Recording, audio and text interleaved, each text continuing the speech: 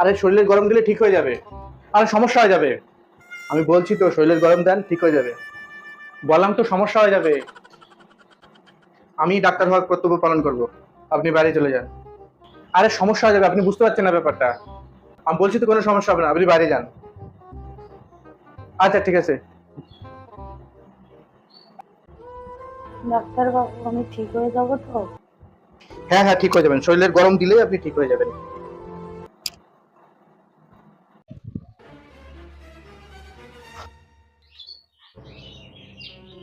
হ্যাঁ দিলীপ বাবু, আপনার স্ত্রীর শরীরের গরম দিয়ে দিছি, 1 ঘন্টার মধ্যে ঠিক হয়ে যাবে।